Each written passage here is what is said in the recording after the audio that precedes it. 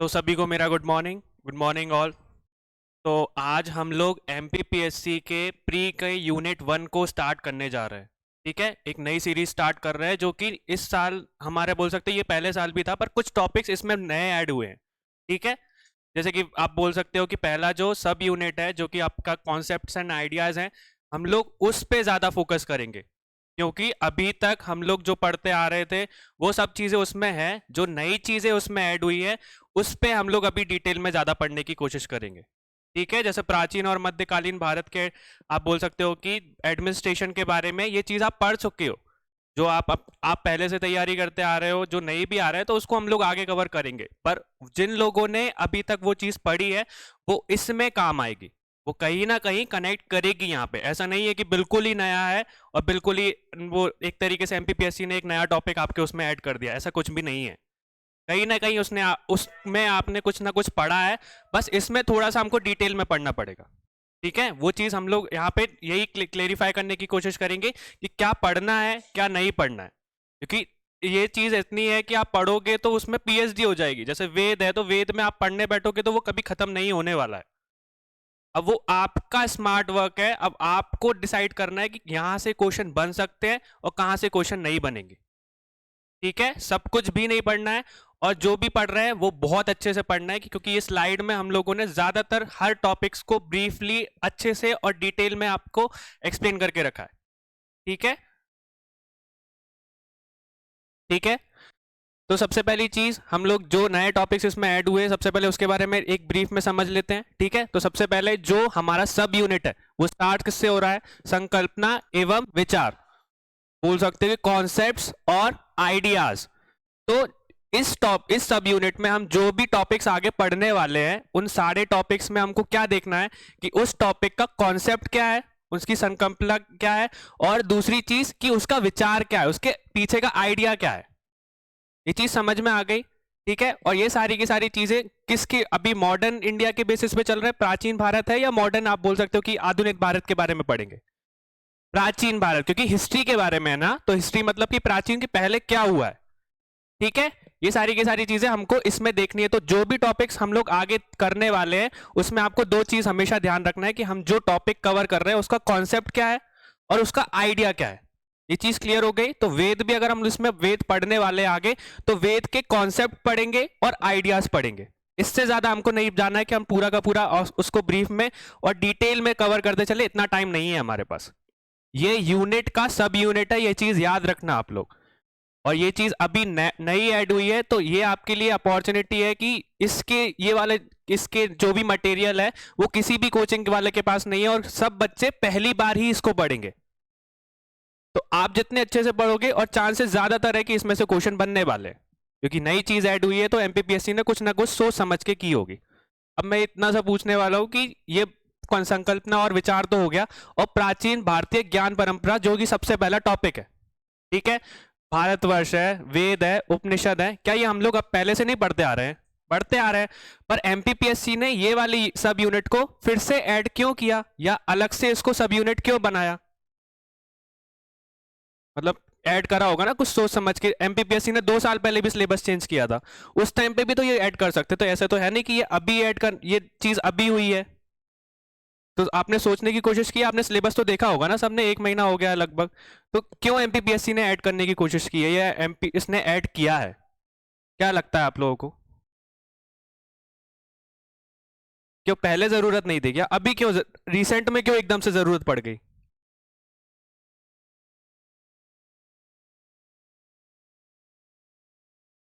कोई? अभी देखो, जो चीज हम लोग पढ़ते आ रहे हैं, जो हमारी एनसीईआरटी में हम लोगों ने पढ़ी, जो अभी हम गाइड्स में पढ़ते आ रहे हैं, जो अभी हम कंपटीशन में हिस्ट्री पढ़ रहे हैं, उसमें भी ये सारी चीजें कवर है। ठीक है, अब उसके पीछे का हम लोगों का ये सिद्धांत बोल सकते हो कि पहले ये जो हिस्ट्री जो हम पढ़ रहे हैं वो किसने लिखी है? हमारे महर्षियों ने, हमारे आध्यात्मिक गुरु जो पहले थे उन लोगों ने लिखी है, या जिन लोगों ने हम पे आक्रमण किया है उन लोगों की कहीं ना कहीं हम लैंग्वेज पढ़ रहे हैं? क्यों इन्वेडर्स का यहाँ पे एक बोल सकते हो कि आक्रमण नहीं हुआ? यूरोपियन ने हमारी एनसीईआरटीज को चेंज नहीं करा। मॉडर्न एजुकेशन जो हम आज के टाइम पे पढ़ रहे हैं उसमें अंग्रेजों का बिल्कुल भी हाथ नहीं है क्या? है ना? तो जो भी चीजें हम लोग पढ़ रहे हैं वो बेसिकली किसके, इन्वेडर्स के थ्रू लिखे हुए हिस्टोरियंस की लैंग्वेज है। ये हमारे पुराने ऋषि महर्षि जिन लोगों ने प्राचीन भारत के बारे में खोज की थी उनकी लैंग्वेज नहीं है। उसके हम लोगों को बोल सकते हो इनके कॉन्सेप्ट्स नहीं मिले हैं कि आप बोल सकते हो कि वही की चीज हम लोग आज के पढ़ते आ रहे हैं, ऐसा नहीं है। ये सारे के सारे जो अंग्रेजों या इन्वेडर्स जितने हमारी इंडिया में आए हैं उनने हमारी हिस्ट्री को चेंज करने की कोशिश की है। और जब जब हम बोल सकते हो कि जब ब्रिटिशर्स यहाँ से जा रहे थे तो उस टाइम पे उन लोगों ने एनसीईआरटी हमारे मॉडर्न एजुकेशन को भी चेंज करा था। 1835 में अगर आपको याद हो तो एजुकेशन तरीके से एक्ट बना था वहां पे, जो मैकॉय आया था वहां पे, करा था ना उसने बेसिकली चेंज एजुकेशन सिस्टम को, है ना। तो उसको बारे में नहीं कर रहा, क्यों करा था वो बाद में हम लोग समझेंगे। पर यहाँ पे इस टाइम पे एमपीपीएससी ने इसको ऐड करने की क्यों कोशिश की कि हम लोग अपने प्राचीन भारत के या प्राचीन ज्ञान के बारे में समझ सके। और इसके पीछे का भी रीजन कौन क्या है, आज अभी की करंट गवर्नमेंट, अभी आपकी जो करंट गवर्नमेंट है बेसिकली वो किसकी कोशिश कर रही है, हमारे भारतीय प्राचीन ज्ञान को फैलाने की। ऐसा नहीं कि पूरे इंडिया में, पूरे विश्व में, पूरे वर्ल्ड में, इंटरनेशनल लेवल पे और नेशनल लेवल पे वो ज्यादातर कोशिश कर रही है कि हमारे इंडियन प्राचीन वाला, याद रखना, एंशिएंट इंडियन कल्चर को फिर से फॉलो करे या उसके बारे में लोगों को बताए कि हमारा प्राचीन भारत कितना आधुनिक था आज के टाइम पे। हमारे पुराने लोगों को आज के टाइम पता था कि सोलर सिस्टम में कितने ग्रह हैं, सन से मून तक की और अर्थ की दूरी कितनी है।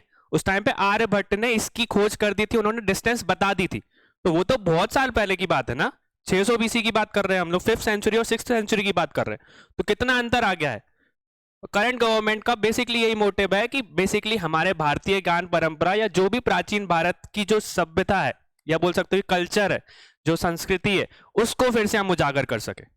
और बेसिकली आप इस एग्जाम को क्लियर करने के बाद कहां पे बैठने वाले हो, एडमिनिस्ट्रेशन में बैठोगे, गवर्नमेंट में ही बैठोगे ना, गवर्नमेंट ऑफिसर ही बोले जाओगे ना, एज आप बोल सकते हो सब कलेक्टर ही बनोगे ना। तो वहां पे आपका काम क्या होगा, गवर्नमेंट में बैठ के और कल्चर को फैलाना। सबसे पहले आपको भी नॉलेज होनी चाहिए ना उस चीज की। अगर आपको ही नॉलेज नहीं है तो फिर आप क्या बता पाओगे लोगों को जाके। ये चीज क्लियर हो गई है, समझ में आ गया कि क्यों हम लोग इस चीज को पढ़ रहे हैं, समझ में आया, ये चीज क्लियर है, ठीक है। अब हम लोग इसमें क्या करने वाले हैं, सबसे पहली चीज कि टॉपिक्स जो है उनको हमने चैप्टर्स की फॉर्म में डिवाइड कर दिया है, ठीक है। सारे के सारे चैप्टर्स को हम वन बाय वन एक एक चीज उसको डिटेल में कॉन्सेप्ट्स और आइडियाज के बेसिस में डिस्क्राइब करेंगे। समझ में आ गया, ये चीज क्लियर हो गई, ठीक है। तो सबसे पहले हम लोग एक बार समझ लें क्या क्या दिया है क्या नहीं दिया है। तो पहला जो टॉपिक है वो क्या है हमारा, या बोल सकते हो पहला चैप्टर क्या है, प्राचीन भारतीय ज्ञान परंपरा, ठीक है। क्या है हमारा, एंशिएंट इंडियन नॉलेज ट्रेडिशन।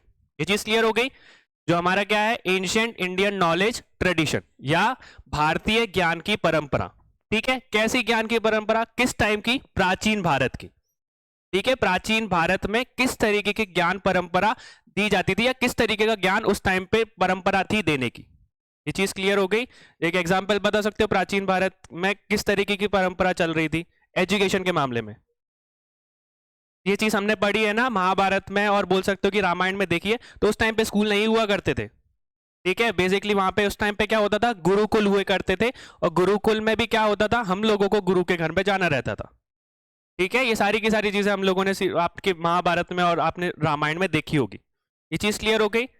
फिर इसके बाद है हमारा भारतवर्ष। भारतवर्ष मतलब कि भारतवर्ष जो हमारा बोला जाता है कि जैसा अभी करंट इंडिया है, जो हमारा भारत है, और उस टाइम पे भारत कैसा था, ठीक है। उसके कॉन्सेप्ट क्या क्या थे, उसके आइडियाज क्या क्या थे, ठीक है। फिर इसके बाद हम क्या पढ़ने वाले हैं, वेद। इसके बाद उपनिषद, ब्राह्मण ग्रंथ, सदर्शन, स्मृतियां, ऋण सभा समिति, पुरुषार्थ,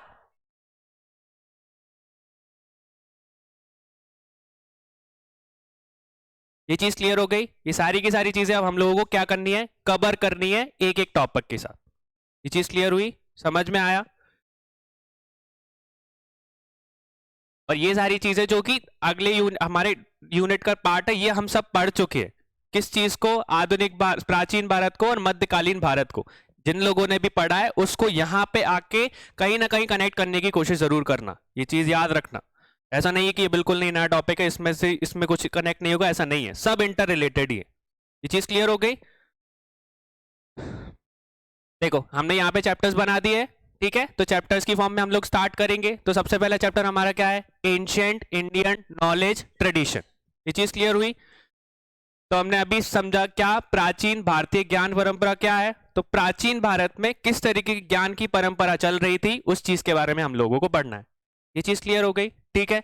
तो भारत में ज्ञान की प्राचीन प्रणालियों में मूल रूप से ब्रह्मांड के रहस्यों को समझाना, पर्यावरण के साथ मानव की बातचीत, दो चीजें यहाँ पे उन्होंने स्टार्ट बताई कि पहले भारत में किस चीज के ऊपर ज्यादातर वो फोकस करते थे, ब्रह्मांड के रहस्यों को समझने की, ठीक है। जिस टाइम पे आज के टाइम पे हमारी क्यूरियोसिटी है किस चीज के लिए जानने की, कि जो ब्रह्मांड में क्या चल रहा है, ठीक है, सन किस तरीके से राइज करता है, कैसे सनसेट करता है, या जो हमारे को आज के टाइम पे विजिबल है कि सन मून स्टार्स इनका होना नहीं होना, ये सारी की सारी चीजें एक रहस्य है, ठीक है, कि बोल सकते हो रहस्य तो नहीं, जो हमारी सॉल्व हो चुकी है, ठीक है। पहले रहस्य थी, अब हमने डिस्टेंस भी फाइंड आउट कर लिया, हमने पता भी कर लिया क्या सारी चीजें, पर कुछ अभी भी ऐसे रहस्य हैं जो कि सॉल्व नहीं हुए, जैसे कि ब्लैक होल हुआ, ठीक है। ब्लैक होल के बारे में आप लोगों ने देखा होगा, वो अभी भी क्या है, एक तरीके की मिस्ट्री है, प्रॉपर उस पे आज किसी ने भी थ्योरी नहीं दी है कि प्रॉपरली ब्लैक होल कहां पर है, कैसा है, कितना बड़ा है, ये सारी चीजें कहीं भी क्लियर नहीं है, ये अभी भी रहस्य है।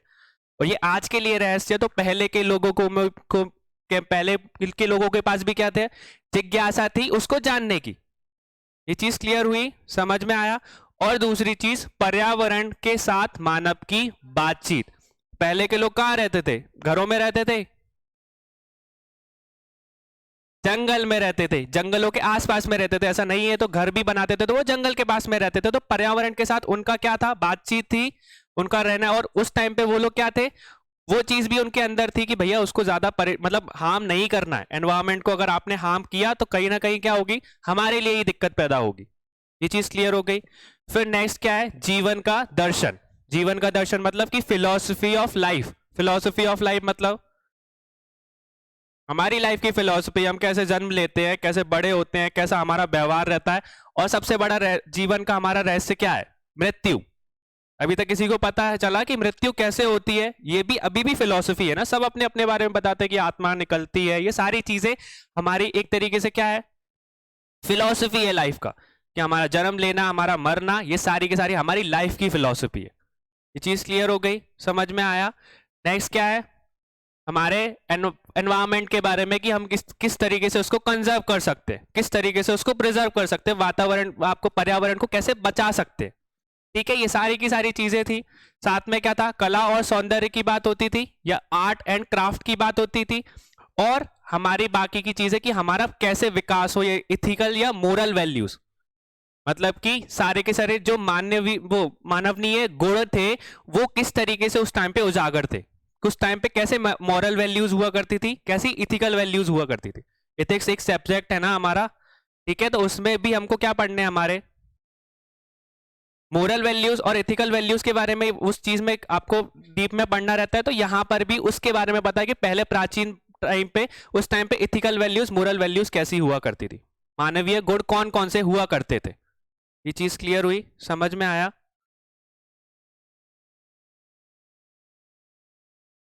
ठीक है।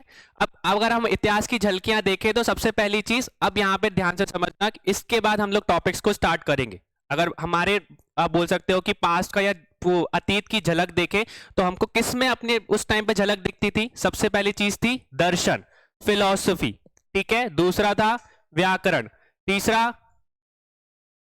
तीसरा चौथा, पांचवा राजनीति, चिकित्सक, योग, खगोल विज्ञान, ज्योतिष, जीव विज्ञान, कला, शिल्प, वास्तुकला, धातु कला, खनन, रत्न विज्ञान, जहाज निर्माण, ये सारी की सारी चीजों के बारे में हमको प्राचीन भारत में क्या पड़ता है, देखने को मिलता है, अतीत की झलक मिलती है। झलक मतलब समझते हो ना, ठीक है। जो आज मैथ्स में हम लोग फॉर्मूलाज पढ़ रहे हैं, जैसे जीरो देख रहे हैं, तो उसकी झलक हमको कहां मिली थी, आर्यभट्ट ने बताई थी। ये चीज क्लियर हो गई ना। तो ये सारी की सारी झलक हमको ये सारी की सारी चीजों में देखने को मिलती है। ये चीज क्लियर हो गई, ठीक है। और इन सारी चीजों में भी हम ज्यादातर फोकस किसके ऊपर करेंगे, हमारे खगोल के ऊपर, ठीक है। एस्ट्रोनॉमी और एस्ट्रोलॉजी ये दो अलग वर्ड है, ये चीज याद रखना। इंग्लिश में थोड़े एक जैसे साउंड करते हैं, पर उसको कंफ्यूज मत होना उस चीज में। एस्ट्रोनॉमी और एस्ट्रोलॉजी का मतलब क्या होता है? एस्ट्रोनॉमी का मतलब क्या होता है?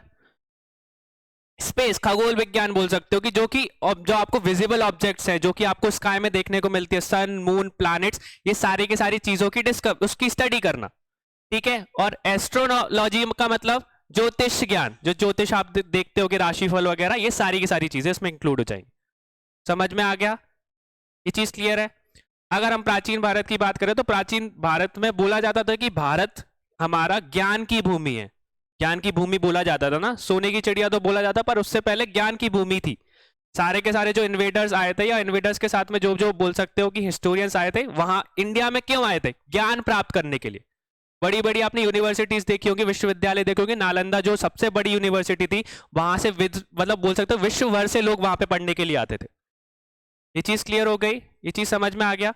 तो ये सारी की सारी चीजें हम लोगों को आगे कवर करनी है, ठीक है। पर हमारा ज्ञान, अगर बोल सकते हो कि भारत का ज्ञान की बात करें, तो हमारा भारत का ज्ञान एक चीज में, मतलब बोल सकते हो कि फोकस नहीं था, कि बस हम लोगों को, अगर बोल सकते हो कि वैसे बेसिकली स्टार्ट करें बताए, तो हमारा जो भारत का ज्ञान है वो किस किस फील्ड में बहुत ज्यादा आगे था? क्या बोल सकते हो, मतलब किस किस चीज में हम लोग बहुत आगे थे? अभी नॉर्मल से स्टार्ट करते हैं बेसिकली, कि अभी के टाइम पे हम लोग किस में आगे हैं, हम लोग किसको ज्यादा प्रेफर करते हैं? धर्म को, रिलीजन के नाम पे अभी भी हम लोग बहुत आगे हैं, और उस टाइम पे भी बहुत आगे। हम पहले की बात करते हैं, किस किस चीज में हम लोग आगे थे। सबसे पहली चीज रिलीजन में, ठीक है, धर्म में। दूसरी चीज फिलॉसफी में, हमने फिलॉसफी भी दी थी दुनिया भर की। दर्शन में भी हम लोग आगे थे। और तीसरी चीज, अभी आपने बोला चिकित्सक में हम लोग बहुत आगे थे, हमको आयुर्वेद की भी मतलब समझ थी, और मेडिसिन जो नॉर्मल हम लोग यूज करते हैं उसकी भी समझ थी, ठीक है। और साथ में किसकी समझ थी? मैथ्स की, साइंस की, मतलब कि गणित की, और विज्ञान की भी हम लोगों को हद से ज्यादा समझ थी। ये सारी की सारी चीजें हमारे एक तरीके के सब्जेक्ट्स थे, और इन सब्जेक्ट्स में इंडिया, प्राचीन भारत बहुत आगे था। जैसे कि आपने पढ़ा होगा कि जिस टाइम पे सारी की सारी सभ्यता मतलब जन्म ले रही थी या चलना सीख रही थी, उस टाइम पे हमारा भारतीय जो प्राचीन सभ्यता है वो उस टाइम पे दौड़ रही थी, क्योंकि उन लोगों ने इस मतलब सारे के सारे ज्ञान को अर्जित कर लिया था। इन सारी चीजों के बारे में हम लोगों को पता था। ये चीज क्लियर हुई? समझ में आया ये चीज? अब देखो, सबसे पहले हम स्टार्ट कर रहे हैं कि हमारे जो प्राचीन भारत की सभ्यता है, वो उसमें हम लोगों ने किस फील्ड में सबसे ज्यादा हमने रिसर्च की है, या किस फील्ड में हम लोग आगे थे। तो सबसे पहली चीज हम लोग स्टार्ट करते हैं गणित से, ठीक है, कि गणित में किस तरीके से हमारे लोगों, इंडियंस ने, भारतीय जो मैथमेटिशियंस थे, उन लोगों ने किस तरीके से रचनाएं की थी, कौन कौन से कॉन्सेप्ट्स दिए थे और आइडियाज दिए थे। वो दो चीज याद रखना कि ये हमारे यूनिट में क्या चलेंगे, पहले कॉन्सेप्ट्स और आपके आइडियाज। तो गणित में हमारे क्या क्या कॉन्सेप्ट्स उस टाइम पे दिए गए थे, और कौन कौन से आइडियाज दिए गए थे। ये चीज क्लियर हो गई? समझ में आया? ठीक है।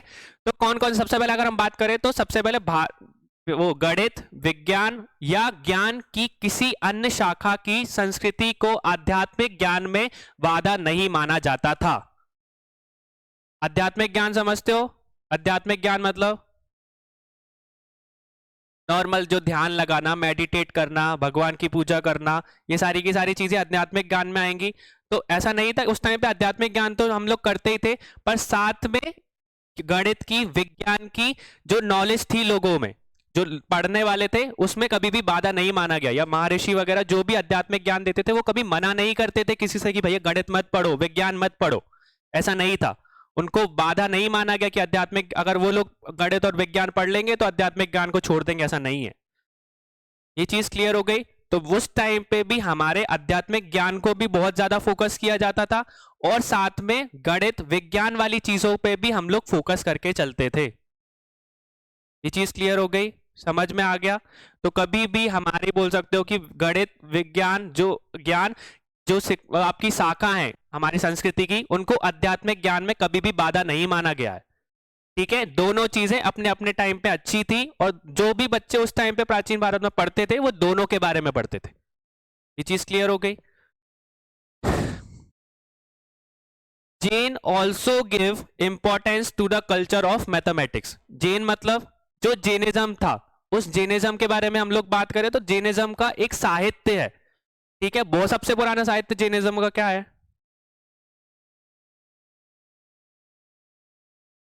आगम सूत्र। ठीक है, अगर आगम सूत्र के बारे में आप लोगों ने पढ़ा होगा, आपने जो भी जैन लोग हैं, वो आगम सूत्र जैनिज्म का सबसे पुराना साहित्य लिटरेचर है। और उस सबसे पुराने लिटरेचर में भी हम लोगों को किसके बारे में देखने को मिला? मैथ के बारे में।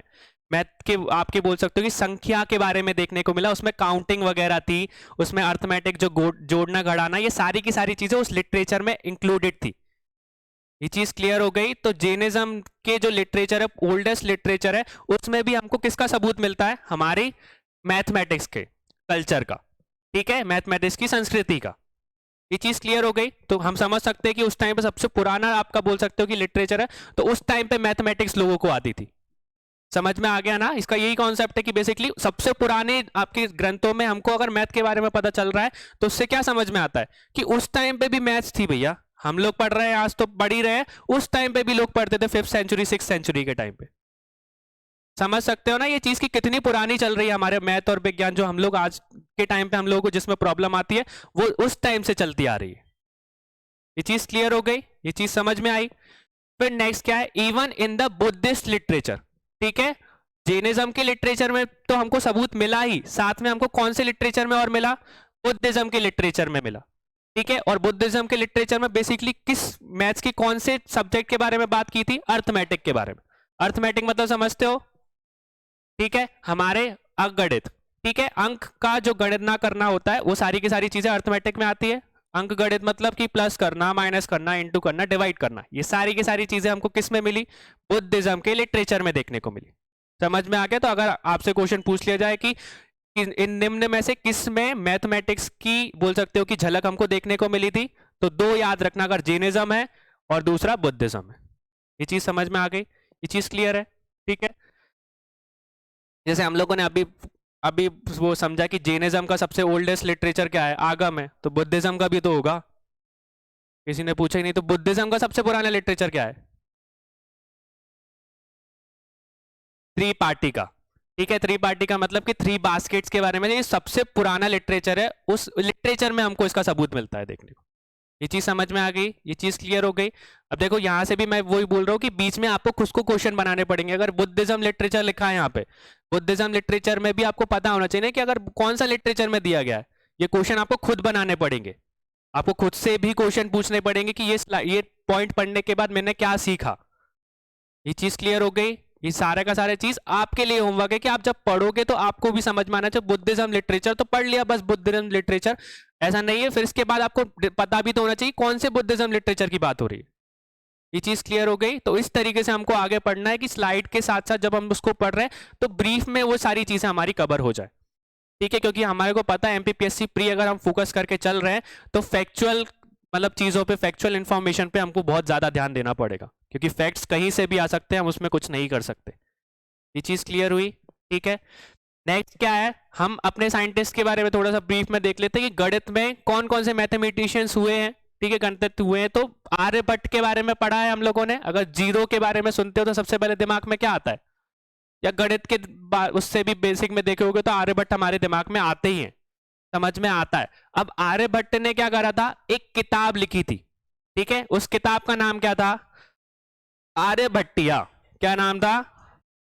आर्यभट्टिया क्या थी? आर्य बोल सकते हो कि आपकी उनकी किताब थी। उस किताब में हमको क्या देखने को मिलता है? गणित। अगर वो मैथमेटिशियंस है तो मैथमेटिशियन ने क्या लिखा होगा? मैथ के बारे में, गणित के बारे में समझाया होगा।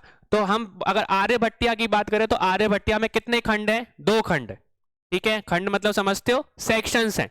एक सेक्शन में कुछ और पढ़ाया गया है, एक सेक्शन में कुछ और पढ़ाया गया है। ये चीज क्लियर हो गई। पहला सेक्शन जो है, उस पहले सेक्शन में उन्होंने किसके बारे में बात की है? दश गीतिका। उस सेक्शन का नाम क्या है? दश गीतिका। और दश गीतिका में उन्होंने किसके बारे में बताया? सबसे पहले तो जीरो की खोज की। तो जीरो के बारे में तो बताएंगे ही। अब जब जीरो की खोज हुई तो उसके बाद क्या लगता है कि किस चीज की खोज की होगी उन्होंने? जीरो के बाद क्या चीज मैथ्स में का आगे बढ़ी? अभी हम लोग क्या कुछ पढ़ते हैं? Decimal system. डेसिमल सिस्टम का मतलब कब है? जब जीरो वर्किंग में आएगा। क्योंकि अगर कोई भी चीज आप लिखोगे 0.11 तो अगर जीरो ही नहीं होगा तो वो दशमलव का मतलब ही कैसे होगा? और अगर दशमलव हटाओगे नहीं तो अपॉन में 100 कैसे आएगा? ये चीज क्लियर हो गई, क्योंकि यूरोपियंस कभी भी जीरो को ज्यादा फोकस नहीं करते थे। ये चीज याद रखना, उनके लिए जीरो मान्य नहीं रहता था, उनके लिए 9 ही नंबर सिस्टम थे, 2 ही अंक नंबर थे 1 से लेके 9 तक, उनको जीरो के बारे में पता नहीं था। यूरोपियन जब इंडिया में आए, इन्वेट किया, इसके बाद उनको पता चला कि भैया जीरो भी नंबर में, नंबर सिस्टम में होना चाहिए। ठीक है, अगर आप एग्जाम्पल के उसमें देखोगे तो अगर कोई भी नंबर आप लिख रहे हो तो नॉर्मली अगर उसके आगे आपने जीरो लिखा तो उसका कोई मतलब नहीं होता, भले आप कितने भी जीरो लिख दो आगे, पर अगर आपने उसके बाद में उसका कोई जीरो ऐड किया तो उस अंक की वैल्यू ही चेंज हो जाएगी। ये चीज क्लियर हो गया। ये डिस्कवरी आर्यभट्ट, आपने बोल सकते आर्यभट्ट ने की थी, इसके बाद ये चीजें आगे कंटिन्यू हुई थी, इसके बाद हमारा जो मैथ्स था और सिंप्लीफाइड हो गया था। ये चीज क्लियर हुई। तो आर्यभट्ट की बात करें तो आर्यभट्ट ने दश गीतिका में किसके बारे में बताया? दशमलव के पैमानों के बारे में बताया। ठीक है, दशमलव के पैमानों के बारे में बताया, और साथ में किसके बारे में बताया? जीरो की खोज के बारे में बताया, दशमलव के बारे में बताया, और साथ में जीरो की खोज के बारे में बताया।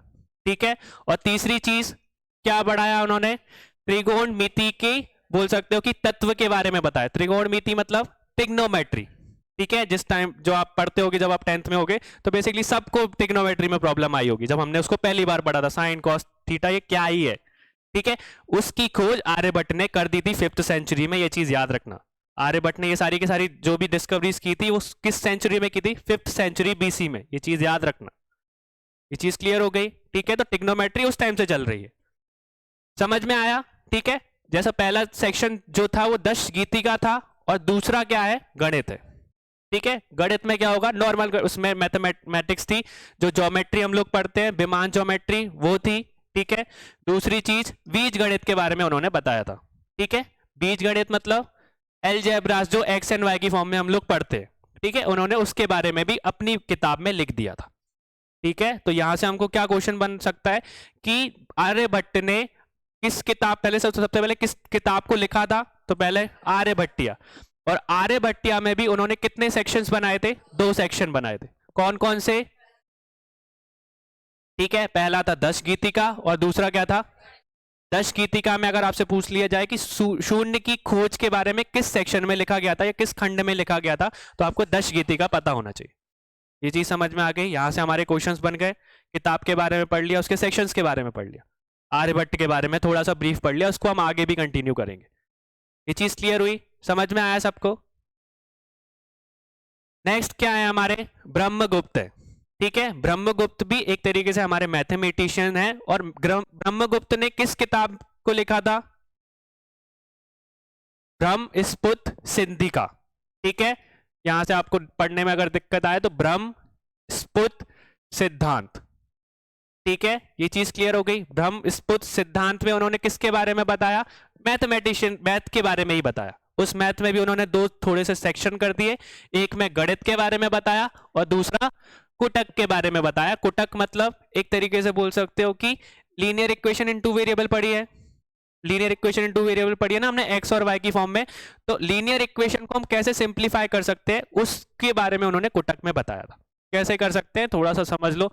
जो हम लोग नॉर्मल एक्सप्रेशन लिखते हैं, A X plus B Y plus C is equal to 0, ये एक लीनियर इक्वेशन उन्होंने उस टाइम पे बना दी थी।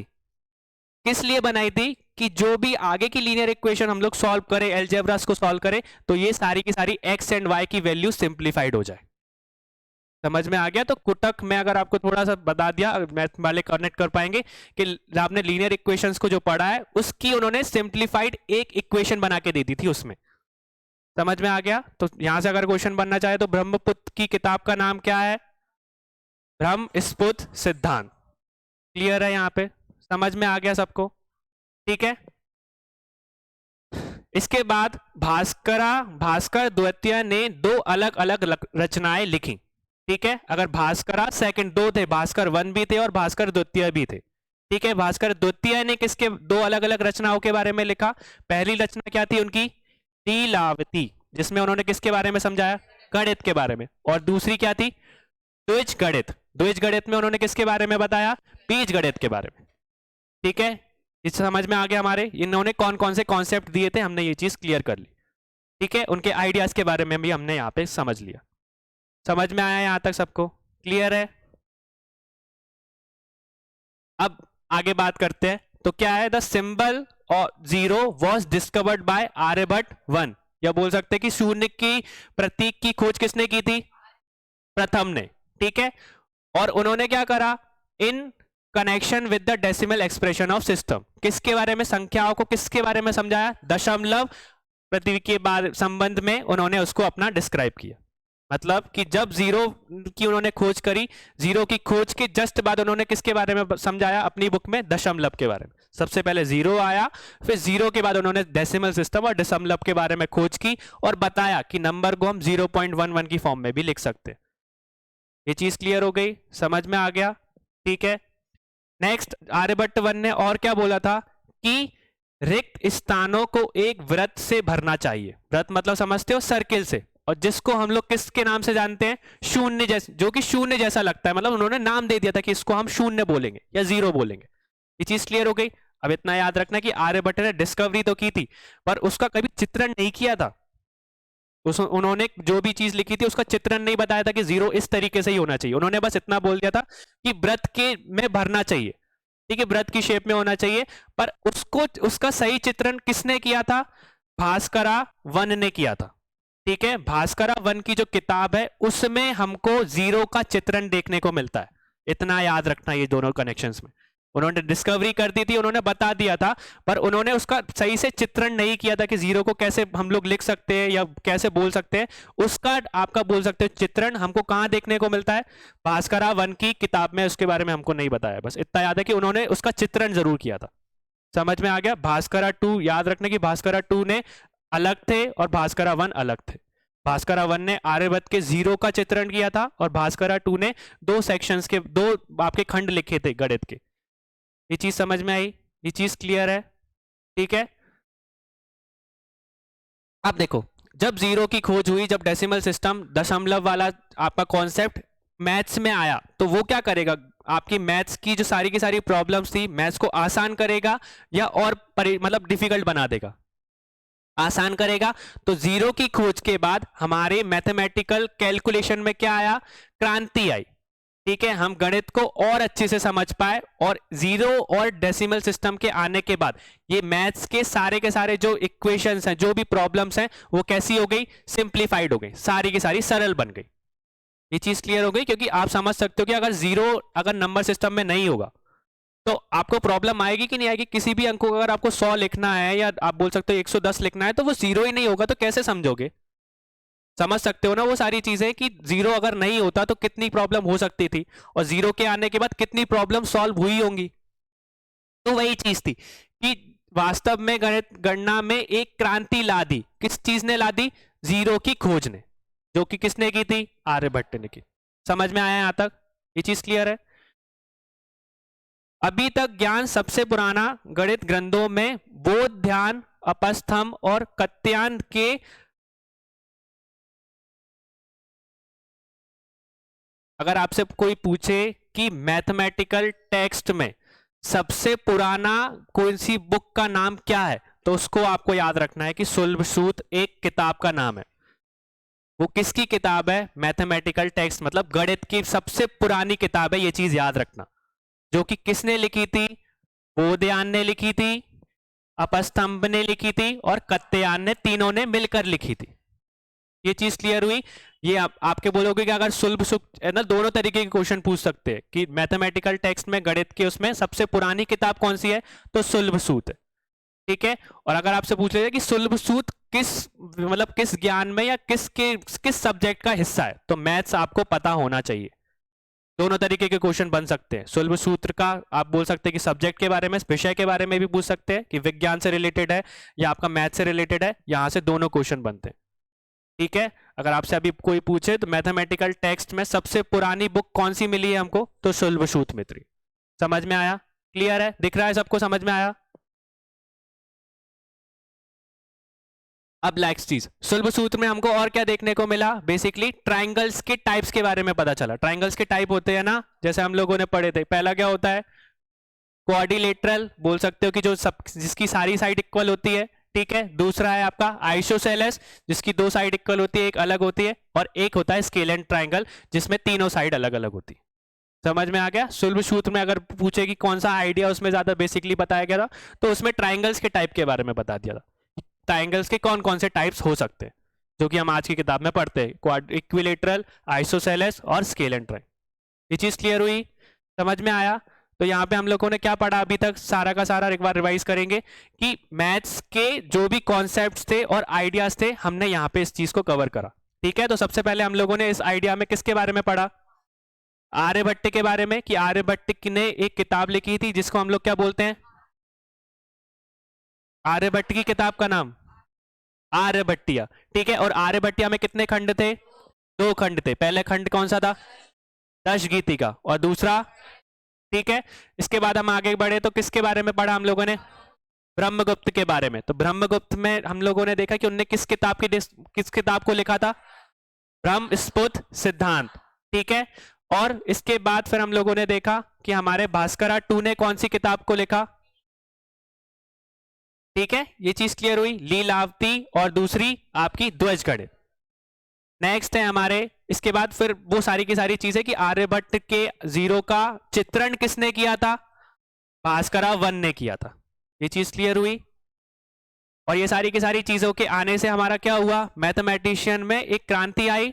ठीक है, और इस क्रांति के बाद हम बोल सकते हैं कि मैथमेटिशियन मतलब मैथमेटिक्स की फील्ड में सबसे पुरानी किताब कौन सी है, तो वो कौन सी हमारी, ठीक है। और शुल्ब सूत्र कौन सी विषय का हिस्सा है, गणित। यहां से हमारे क्वेश्चंस बने, यहां पे हमने ये चीजें कवर करी, समझ में आ गया सबको। अब देखो, अब हम लोग क्या कर रहे हैं, एस्ट्रोनॉमी के बारे में पढ़ेंगे। एस्ट्रोनॉमी मतलब खगोल विज्ञान के बारे में समझेंगे। जैसे हमने गणित का एक आप बोल सकते हो विषय लिया, उसमें उन जितने भी लोगों ने कॉन्सेप्ट्स दिए थे, आइडियाज दिए थे, वो सब चीजें हम लोग पढ़ चुके। अब हम किसके बारे में देखेंगे, खगोल विज्ञान के बारे में देखेंगे कि खगोल विज्ञान जो हमारे इंडिया में था वो किस तरीके से, उसमें क्या क्या कॉन्सेप्ट्स थे, कौन कौन ने किस किस इंसान ने कॉन्सेप्ट दिए थे, और क्या क्या आइडियाज उस टाइम पे प्रचलित थे। ये चीज क्लियर हुई, ठीक है। तो सबसे पहली चीज एस्ट्रोनॉमी क्या है, अभी बताया था हमने कि खगोल विज्ञान आकाश में दिखाई देने वाली वस्तुओं का अध्ययन है। ये चीज क्लियर हुई, वस्तुओं का अध्ययन मतलब कौन सी वस्तुएं जो कि हमको आसमान में देखने को मिलती है, आकाश में देखने को मिलती है। कौन कौन सी चीजें देखने को मिलती है, सन, मून, स्टार्स, प्लैनेट्स, ग्रह वगैरह जो भी है हमारे। ये चीज क्लियर हुई, तो उसको हम लोग इसमें कवर करेंगे। फिर India being a very old civilisation, कैसी सिविलाइजेशन है, कैसी सभ्यता है हमारी, पुरानी सभ्यता है। भारत एक बहुत पुरानी सभ्यता होने के कारण खगोल विज्ञान की मौजूद परंपरा थी। मतलब कि उस टाइम पे जब भी कोई एजुकेशन देता था या हम लोग ज्ञान की बात करते थे, उसमें एस्ट्रोनॉमी एक विषय था। समझ में आया कि उस टाइम पे भी बच्चों को खगोल विज्ञान के बारे में बताया जाता था।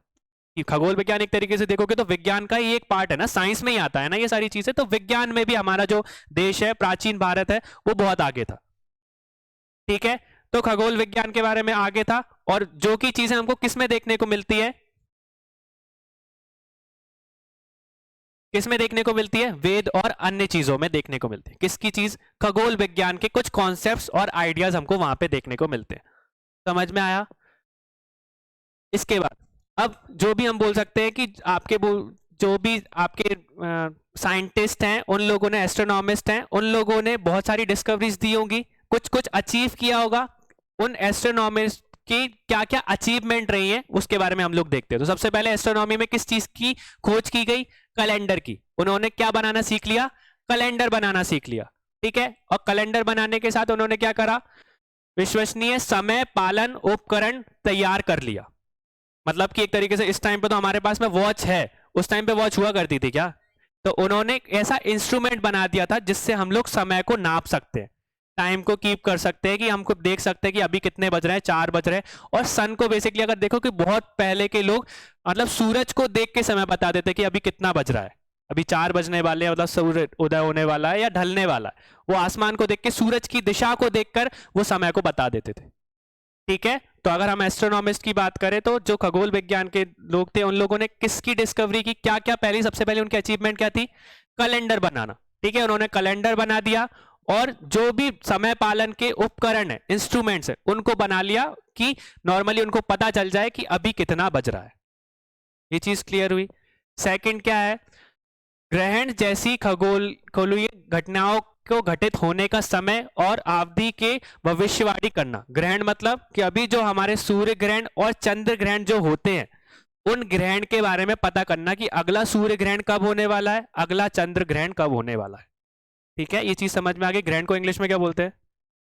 एक्लिप्स। ठीक है, तो एक्लिप्स के बारे में उस टाइम पे ऑकरेंस और ड्यूरेशन भी बता सकते हैं कि कितने घंटे का। जैसे अभी हमको तो न्यूज पे पता चल जाता है कि आज सूर्योदय है 6 बजे से, मतलब 6:30 बजे तक उसमें ग्रहण रहेगा। तो उस टाइम पे भी लोगों को समझ थी, उस टाइम पे न्यूज नहीं हुआ करती थी। हम लोगों को तो घर बैठे बैठे पता चल जाता है, व्हाट्सएप पे पता चल जाता है कि भैया ग्रहण है।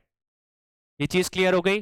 पहले हम लोग उन्होंने कैलेंडर को बनाना सीखा और कैलेंडर के साथ में ऐसे इंस्ट्रूमेंट बनाए जिससे वो टाइम का पता कर सके।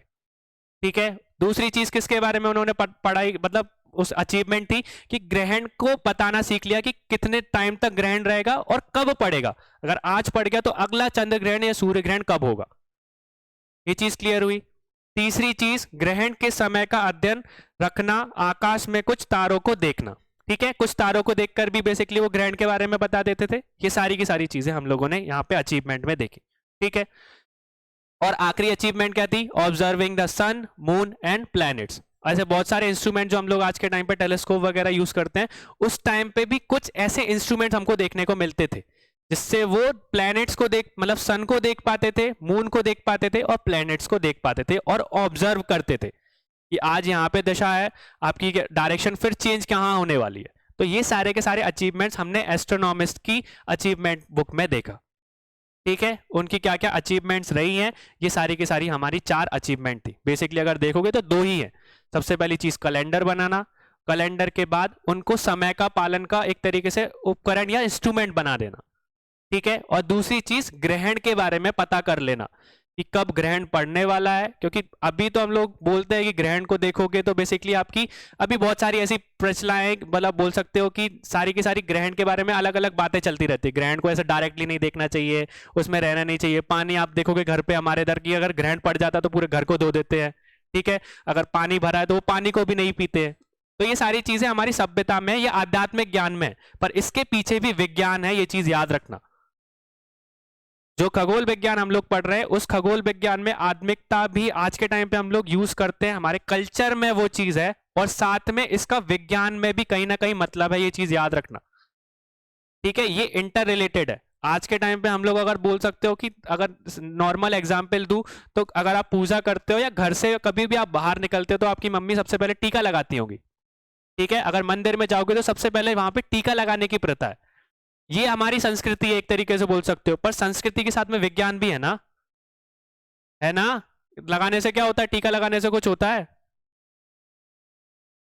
मैं इतना डीप में नहीं जा रहा हूं, पर बेसिकली उसके पीछे विज्ञान है। आज अगर नहीं पता तो घर जाके मम्मी से पूछना, नहीं सकते तो एक बार सर्च करना, फिर कल हम इसके बारे में डिस्कस करेंगे। तो सारी की सारी चीजें जो हम रिचुअल्स आज हमारे टाइम पे यूज करते हैं, वो रिचुअल जो आध्यात्मिक से भी जुड़ी हुई है और साथ में उसके पीछे कहीं ना कोई विज्ञान भी है।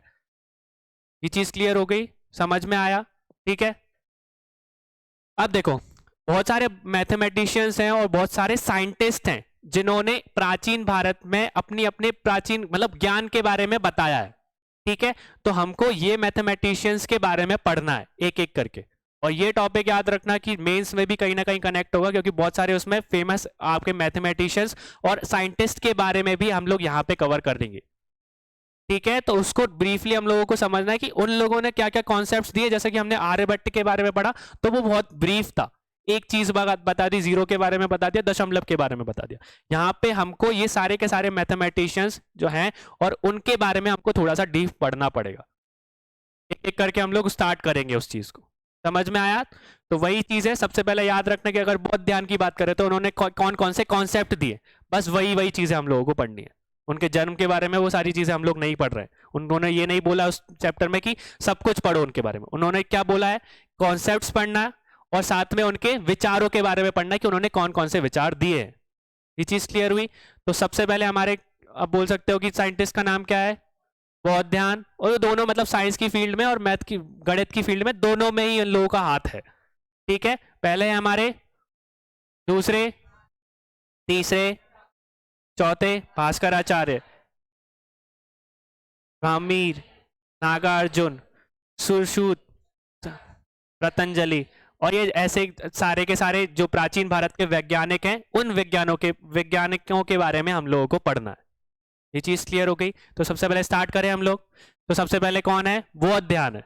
ठीक है, अब बोधायन ने क्या बढ़ाया? सबसे पहली चीज कि बोधायन गणित में कई अवधारणाओं में तक पहुंचने वाले पहले व्यक्ति थे। अवधारणाओं मतलब basically Baudhayana was first to access many concepts in mathematics. बहुत सारे कॉन्सेप्ट्स थे जिनको उन्होंने पहले ही फाइंड आउट कर लिया था, और जो बाद में यूरोपियन के आने के बाद डिस्कवर्ड हुए। जैसे कि पाई सुना है आपने, पाई के बारे में? जैसे कि सबसे पहले आप सर्किल का बात करोगे, वृत्त की बात करोगे, तो सरकमफेरेंस और एरिया निकालते हैं। ठीक है, तो एरिया निकालते हैं तो एरिया का फॉर्मूला क्या होता है? तो सबसे पहले अगर आपको सरकमफेरेंस या एरिया निकालना है तो सबसे पहले पाई का पता होना जरूरी है। आर स्क्वायर से अकेला काम नहीं होगा, है ना? तो वो पाई की वैल्यू भी किसने फाइंड आउट करी थी? ये चीज क्लियर हुई, समझ में आ गया?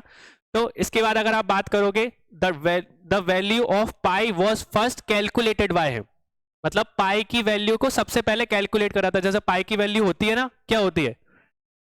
अगर आप फ्रैक्शंस की फॉर्म में देखोगे 22/7, और अगर दशमलव के मामले में देखोगे तो 3.14। ठीक है, तो ये सारी डिस्कवरी किसने कर ली थी? बोधायन ने कर ली थी। कब कर ली थी? 5th और 6th सेंचुरी में। और एनसीईआरटी में हम लोगों को क्या बताया गया कि यूरोपियन ने पाई की खोज की, और यूरोपियन के कारण हम लोग सरकमफेरेंस और रेडियस निकाल पा रहे हैं। ऐसा नहीं है, वही बोल रहा हूं प्राचीन ज्ञान के बारे में कि पहले के हमारे साइंटिस्ट मैथमेटिशियंस बहुत आगे थे, गणित के मामले में भी और विज्ञान के भी मामले में भी।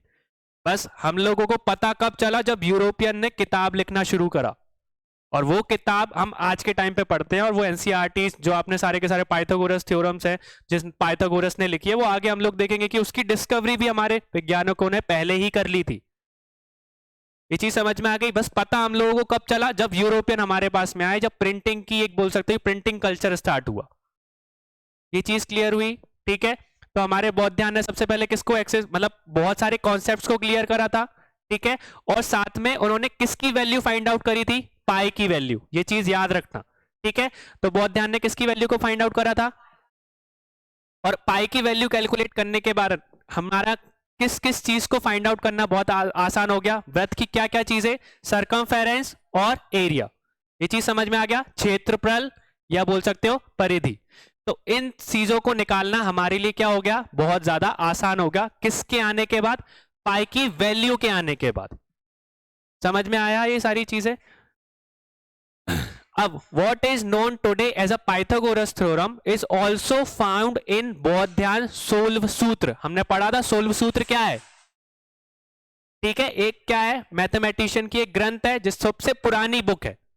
ठीक है, वो किसने लिखी थी? उसमें एक राइटर बोधायन भी थे, और बोधायन ने उसमें किसके बारे में बता दिया था? पाइथागोरस थ्योरम के बारे में, जो हम लोग पढ़ते हैं हाइपोटेनियस, बेस और परपेंडिकुलर के बारे में। उसका लगभग उसके जैसा, मतलब कि ट्राइंगल, जो राइट एंगल ट्राइंगल है ना, उसके जैसा चीज हमको उनकी किताब में देखने को मिला था, इस तरीके से। इसको हम हाइपोटेनियस का स्क्वायर और आपका बेस का स्क्वायर प्लस परपेंडिकुलर का स्क्वायर जो बोलते हैं, ये चीज हमको बोधायन की बुक सुल्ब सूत्र में देखने को मिली थी। बस अब ये बोल सकते हो कि ये वाली थ्योरम को हम पाइथागोरस थ्योरम के नाम से जानते हैं। क्यों? क्योंकि इसकी डिस्कवरी किसने की? डिस्कवरी तो उन्होंने कर ली थी, पर डिस्कवरी के बाद उसको किताब में किसने लिखा? पाइथागोरस ने लिखा। तो अपना नाम डाल दिया कि मेरी मैंने ये थ्योरम निकाली है, तो पाइथागोरस थ्योरम हो गई। ठीक है, समझ में आ गया? तो उस टाइम पे जो सारी चीजें थी वो अब बोल सकते हो कि सर्कुलेट नहीं हो पाई थी। मतलब कि जो उनका ग्रंथ था जिसमें उन्होंने सुलभ सूत्र लिखा था, वो सारे लोगों तक नहीं पहुंच पाया, इसलिए वो पाइथागोरस थ्योरम पाइथागोरस के नाम से है। ठीक है, तो पाई का आविष्कार हमने किया, मतलब बोधायन ने किया, और साथ में किसकी डिस्कवरी की उन्होंने? पाइथागोरस थ्योरम की। ये चीज क्लियर हो गई? दो कॉन्सेप्ट हमने पढ़ लिए। सबसे पहली चीज बोधायन, तो बोधायन को याद रखोगे तो सबसे पहले हमारे दिमाग में क्या आना चाहिए? कौन सी किताब आनी चाहिए? सुलभ सूत्र आनी चाहिए। और सुलभ सूत्र आने के बाद हम लोगों को उसमें क्या बताया? पाई की वैल्यू और साथ में पाइथागोरस थ्योरम। ये चीज क्लियर हो गई? समझ में आ गया यहां तक? अब नेक्स्ट हमारे मैथमेटिशियन वैज्ञानिक कौन है? आर्यभट्ट। तो आर्यभट्ट ने हमको पता है किसके बारे में खोज की थी, जीरो के बारे में। ऐसा था कि वो बस मैथमेटिशियंस थे, ऐसा नहीं है। वो उन्होंने मैथ्स की फील्ड में भी काम किया था, विज्ञान की फील्ड में भी किया था, और भूगोल में भी किया था। वो सारे के सारे चीज में मतलब बोल सकते, और फिजिसिस्ट भी थे। ठीक है, तो उन्होंने बहुत सारी चीजों के बारे में थ्योरी दी थी, गणित में भी दी थी, विज्ञान में भी दी थी, भूगोल खगोल में भी दी थी। ठीक है, तो अब उनको हम लोग बहुत अच्छे से समझते हैं। सबसे पहली चीज आर्यभट्ट। तो आर्यभट्ट का जन्म कब हुआ था? 496 एडी में। ठीक है, 5वीं शताब्दी के गणितज्ञ, खगोल शास्त्री, ज्योतिषी और भौतिक विज्ञानी थे। विज्ञान मतलब कि उनको बहुत ज्यादा डीप नॉलेज थी किस चीज की? अब बोल सकते हो मैथ्स की, एस्ट्रोनॉमी की, एस्ट्रोलॉजी की, और साथ में फिजिक्स की। तो उन्होंने इन सारी फील्डों में अपने अपने क्या दिए? कॉन्सेप्ट्स दिए, और साथ में क्या दिए? आइडियाज दिए। समझ में आया? ये सारी चीजें क्लियर है। नेक्स्ट, एट मतलब कि 23 साल की उम्र में उन्होंने कौन सी किताब लिखी थी? आर्यभट्टिया। कौन सी किताब लिखी थी? जैसे कि हमने पढ़ा था, तो याद रखना कि उन्होंने कब किस टाइम पे लिख दी थी? जब वो 23 साल के थे। 23 साल में उन्होंने इतनी सारी खोज कर दी थी कि जीरो को भी फाइंड आउट कर लिया था, दशमलव के बारे में भी समझ लिया था। तो आप समझ सकते हो कि वो कितने ब्रिलियंट रहे होंगे। ठीक है, तो वो 23 साल में जब उन्होंने गणित की डिस्कवरी करी थी, तो उनके पास सारे के सारे जो बोल सकते हैं विषय खुले हुए थे। गणित के साथ विज्ञान भी जुड़ा हुआ है, खगोल भी जुड़ा हुआ है। ठीक है, तो उनकी किताब का नाम क्या था? आर्यभट्टिया, जिसमें उन्होंने क्या बताया था? गणित के सारांश के समरी उन्होंने उसमें डिस्क्राइब कर दी थी कि क्या क्या चीजें हो सकती है गणित में। ये चीज क्लियर हुई? आर्यभट्ट के बारे में पता चला। ठीक है, उनकी बोल सकते हैं कि बॉर्न डेट जरूर याद रखना कि वो उन्होंने किस टाइम पे जन्म लिया था। ठीक है, तो वो 5th सेंचुरी की बात कर रहे थे। तो उन्होंने जितनी भी डिस्कवरी की है वो 5th सेंचुरी में ही की है। ये चीज समझ में आ गया? ठीक है, 5वीं शताब्दी में ही उनकी सारी की सारी डिस्कवरी हमको देखने को मिली। क्लियर है? इसके बाद आर्यभट्ट ने दिखाया कि शून्य केवल एक अंक नहीं बल्कि एक प्रतीक और एक अवधारण भी है। मतलब कि सिंबल भी है और साथ में कॉन्सेप्ट भी है। कि जीरो के आने से ऐसा नहीं कि बस उसको देखने के लिए एक सिंबल जैसा बना दिया कि जीरो है, तो कहीं पे लग रहा है तो 100, तो 100 के साथ 100 लिख दिया तो बस खेल खत्म हो गया। ऐसा नहीं है। 100 एक कौन मतलब नंबर वैल्यू भी है ना। अगर वो 100 जीरो एग्जिस्ट नहीं होगा तो 100 का कोई मतलब होगा क्या? ये चीज क्लियर हो गई ना? समझ में आया ना कि वो एक तरीके से हमारा कोई एक सिंबल नहीं है, एक प्रतीक नहीं है, साथ में एक कॉन्सेप्ट भी है, अवधारण भी है। कि अगर वो नहीं होता तो बोल सकते कि मैथ्स इतनी आसान होती ही नहीं। ठीक है, और यूरोपियन जितने भी इससे पहले जो 5th सेंचुरी से पहले लोग थे, वो सारे के सारे 1 to 9 नंबर सिस्टम्स को यूज करते थे। 1 to 9 अंकों को ही यूज करते थे, 1 से लेकर 9 तक। इसके बाद उनको नहीं पता था कि जीरो का एग्जिस्टेंस है या नहीं है। उन्होंने सब जब सीखा जब वो यहाँ पे आए थे। समझ में आया? ये चीज क्लियर हुई? नेक्स्ट क्या है? The discovery of zero enabled Aryabhatta to find the exact distance between the earth and the moon. तो उन्होंने क्या वो पृथ्वी और चंद्रमा के बीच में सटीक दूरी किससे पता चली हम लोगों को? किसकी डिस्कवरी के बाद पता चली? शून्य की खोज के बाद में पता चली। ठीक है, कितनी है आपकी बोल सकते हो कि अर्थ से मून की दूरी?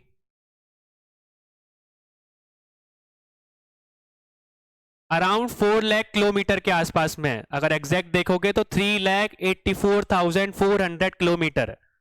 ठीक है, लगभग आपको अगर याद रखना है तो 4 लाख किलोमीटर के आसपास में है। तो वो चीज 4 लाख कब एग्जिस्टेंस में आया? जब जीरो आया। 3,84,400 कब लिखवाओगे? 400 के बाद 2 डबल जीरो तो है ना। वो डबल जीरो एग्जिस्ट कब करी? जब उन्होंने शून्य की खोज की।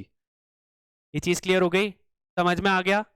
ठीक है, नेक्स्ट क्या है? प्राचीन भारत में खगोल विज्ञान काफी उन्नत था। मतलब कि उस टाइम पे जब प्राचीन भारत की बात करोगे तो उस टाइम पे एस्ट्रोनॉमी बहुत ज्यादा क्या थी? एडवांस थी।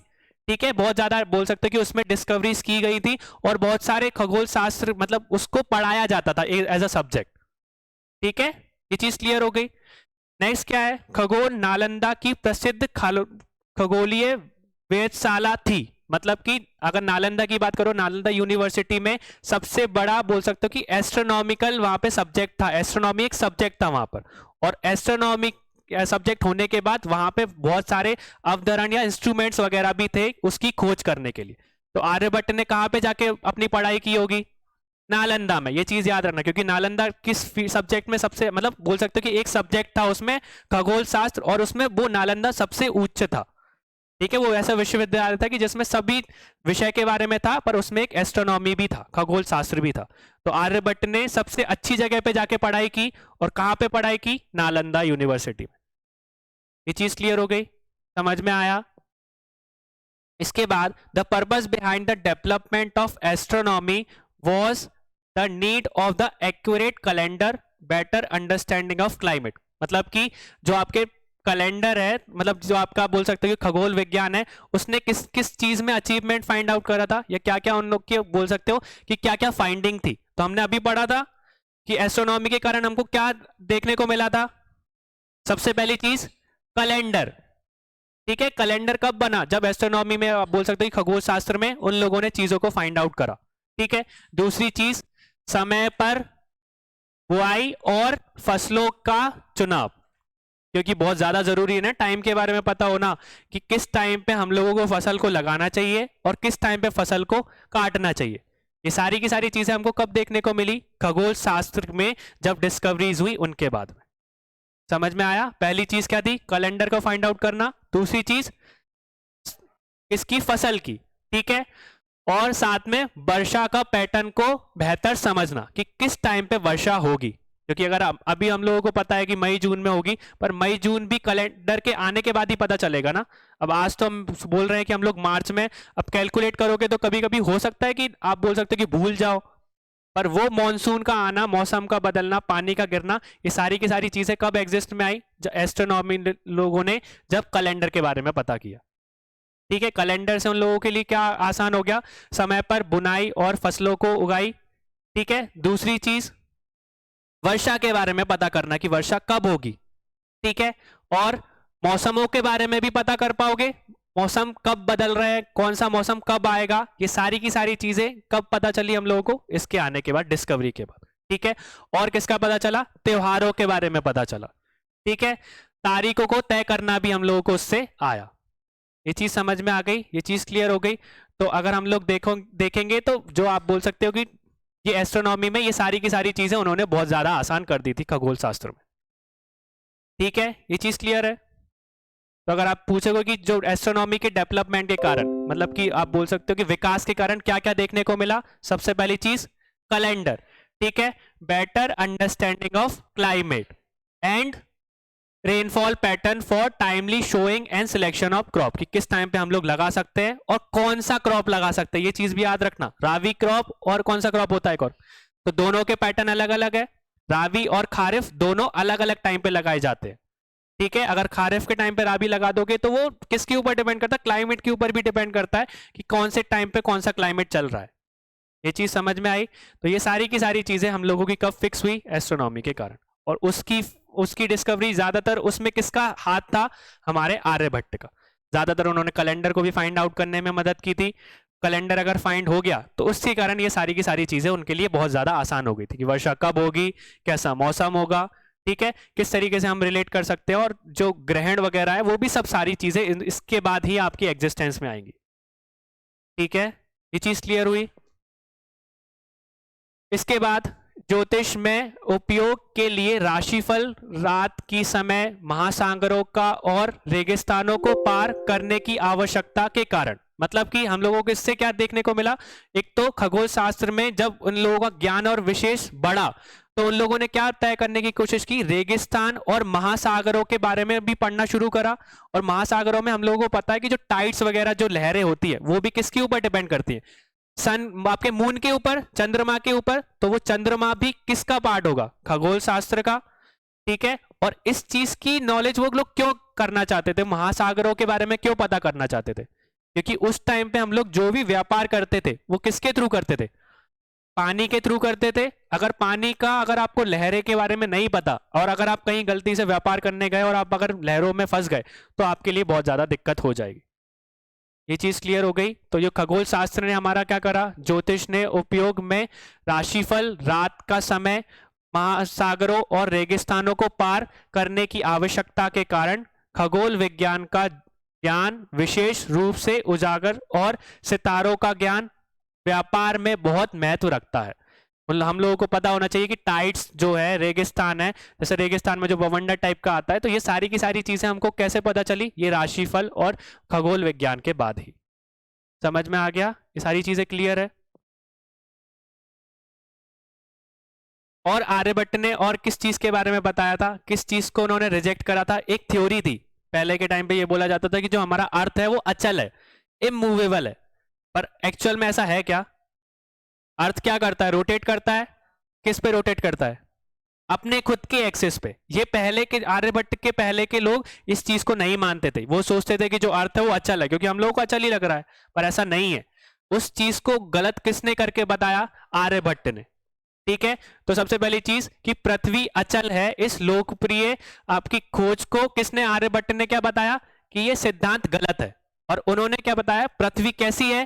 गोल है और अपनी दूरी पर घूमती है, मतलब अपनी एक्सिस पे, खुद की एक्सिस पे रोटेट करती है, अलोंग इट्स ऑल एक्सिस।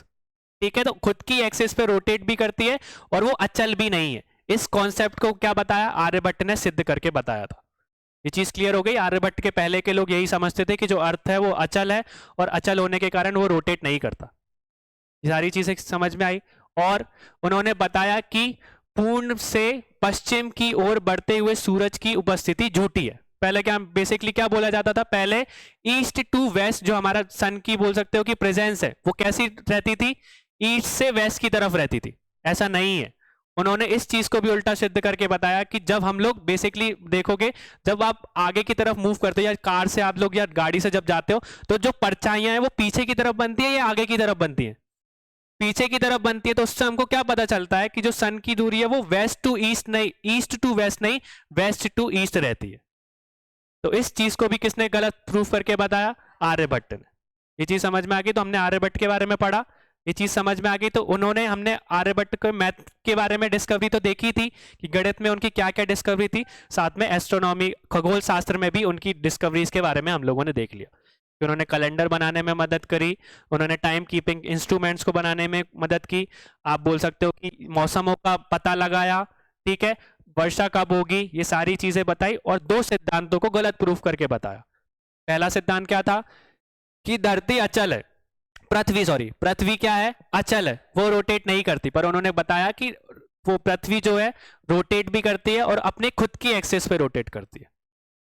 ठीक है, और दूसरी चीज, जो भी सन की बोल सकते हो प्रेजेंस है, वो कैसी डायरेक्शन में है? ईस्ट टू वेस्ट है। ये पहले के लोग समझते थे, पर उन्होंने उदाहरण के रूप में जब उन्होंने डिस्कवरी की, जब उन्होंने परछाइयां देखी, तो उससे हमको क्या समझ में आया कि जब परछाइयां पीछे की तरफ बन रही है तो हमारा जो डायरेक्शन है वो उल्टा है, वेस्ट टू ईस्ट की डायरेक्शन में। ये चीज समझ में आ गई? ये चीज क्लियर है? तो ये सारे के सारे क्या है? हमारे आर्यभट्ट के कॉन्सेप्ट्स हैं। ठीक है, इसको हम लोग एक बार पढ़ लोगे कि व्हेन अ पर्सन ट्रेवल्स, मतलब कि अगर कोई, जब कोई व्यक्ति नाव में यात्रा करता है तो किनारे पर लगे पेड़ विपरीत दिशा में चलने का प्रतीक हमको देखते हैं। तो इससे हमको क्या पता चला कि जो चंद्रमा और ग्रहण है, मतलब इनके कारण हमारा जो डायरेक्शन है सन का, वो क्या है? अलग अलग, मतलब कि वेस्ट टू ईस्ट नहीं है, ईस्ट टू वेस्ट नहीं है, वेस्ट टू ईस्ट है। ये चीज क्लियर हुई? समझ में आया? तो उन्होंने क्या बताया? उन्होंने सूर्य और चंद्र ग्रहण के लिए एक वैज्ञानिक भी दी और स्पष्ट किया कि ग्रहण राहु और केतु या किसी अन्य राक्षस के कारण नहीं होता। मतलब कि उन्होंने क्या बताया? जो चंद्र ग्रहण और सूर्य ग्रहण होते हैं, जो एपिक्लिप्स आते हैं हमारे सोलर और लूनर, वो किसके कारण? राहु और केतु के कारण नहीं होते। हम लोग तो यही समझते हैं ना, राहु केतु उस पर जाके बैठ जाते हैं और उसके कारण वो सन को ढक लेते हैं तो ग्रहण हो जाता है। ऐसा नहीं है। उन्होंने उस टाइम पे भी ये डिस्कवरी करके बता दी थी कि भैया ये राक्षसों के कारण नहीं होता है, इसके पीछे भी क्या है? विज्ञान है। ठीक है, इसके पीछे भी क्या है? साइंस है। तो उन्होंने ये वाली चीजों को भी डिस्क्राइब करके बता दिया था कि भैया ये जो सोलर आपका एक्लिप्स होते हैं, लूनर होते हैं, या चंद्र ग्रहण और जो आपका सूर्य ग्रहण होते हैं, वो राक्षसों के कारण नहीं होते।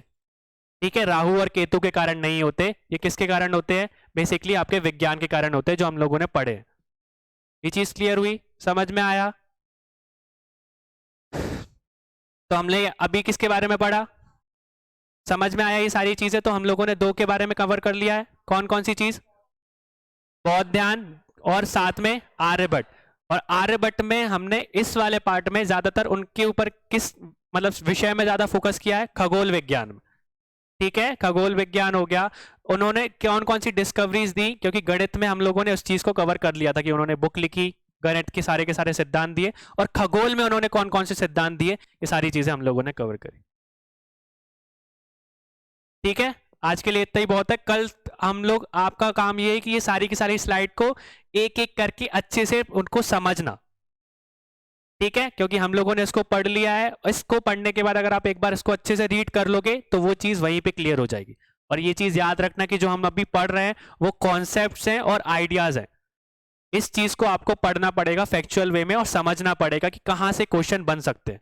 मैंने आपको तरीका बता दिया कि कोई भी टॉपिक अगर हम पढ़ रहे हैं तो आप अपने आप से 2 क्वेश्चन पूछो कि अगर आप गणित पढ़ रहे हो तो गणित के क्या कॉन्सेप्ट दिए हैं प्राचीन भारत में, और उसके क्या क्या विचार हैं, क्या क्या आइडियाज है। समझ में आ गया? तो मैंने बता दिया है आपको कि इधर तक ही आपकी लिमिट रखनी है, आपको अपना स्मार्ट वर्क करना है। हर चीज नहीं पढ़नी कि आप गणित में चले गए तो गणित में सब कुछ ही पढ़ जा रहे हो, क्योंकि बहुत सारी चीजें हैं गणित में। तो विज्ञान में देखोगे तो विज्ञान में भी बहुत सारी चीजें हैं। ठीक है, तो 2 चीजें हम लोगों को इस यूनिट में याद रखनी है। पहले क्या है आपका कॉन्सेप्ट्स, और दूसरे हमारे क्या है विचार और आइडियाज है। तो जब भी कोई टॉपिक को पढ़ने बैठो तो ये दोनों चीजें अपने आप से जरूर पूछना कि इसके कॉन्सेप्ट्स क्लियर हो गए क्या, इसके आइडियाज बन गए क्या, और तीसरी कौन से क्वेश्चन इससे बन सकते हैं, ये हमारा काम।